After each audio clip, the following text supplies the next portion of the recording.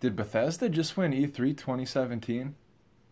Many companies in the video game industry don't even care what I think, or they'll just give me a trailer, feed me some bullshit. I hate it.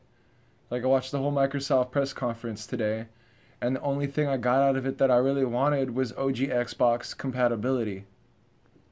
Bethesda, on the other hand, they gave me exactly what I wanted, no bullshit. They gave me the games that I wanted. They gave me Fallout 4 VR, a complete VR game. They gave me a shorter experience, Doom VFR. They gave me a continued experience in the Dishonored franchise that kicks ass. I mean, come on.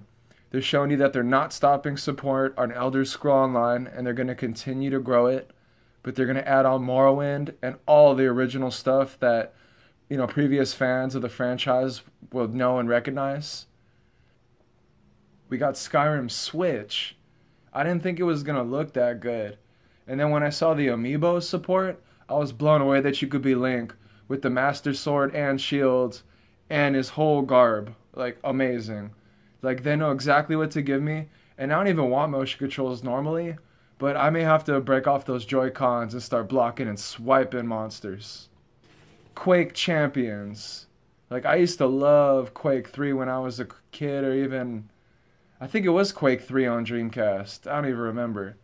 But Quake is an amazing game. It was so fast. I was playing that during the Counter-Strike days. And this Quake Champions looks like it's what we need in the Overwatch age of all these MOBAs.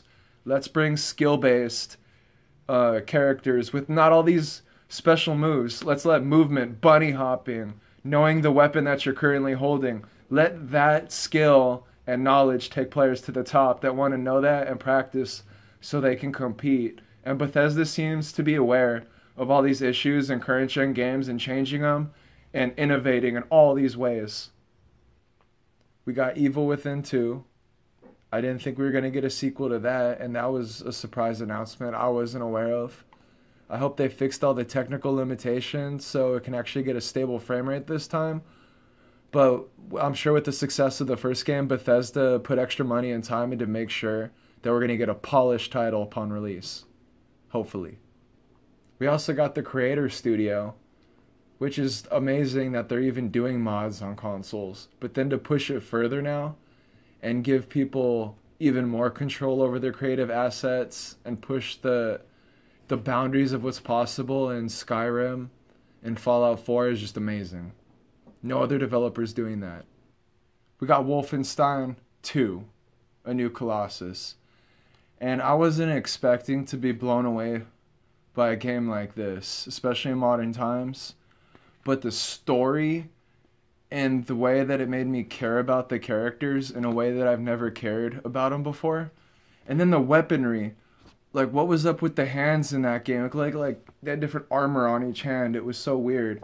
The weaponry, shooting through walls, jumping around, the movement, the graphics, the motion blur, the textures, the gameplay, the alternative version of America that Nazis have won, and to see that German walk into that soda fountain and demand his strawberry shake, and then to see BJ just observing the whole situation and the tension that I felt. I thought I was playing Fallout, but almost with some Mass Effect elements of storytelling. I haven't been excited for a first-person shooter of this caliber probably since Half-Life 2. Wolfenstein blew my mind. That might be Game of the Year E3 2017 from Game Tato. But I really think I'm blown away right now with Bethesda. They crushed Microsoft right now, and they obliterated EA. There's no competition. And only Bethesda would have the production value to have a 70s or 80s fake trailer of Leslie, this gigantic machine that can just hurl cars before you ever see the Wolfenstein 2 trailer. It was genius to set the tone. Closing thoughts. I really like Bethesda's conference because they didn't waste my time.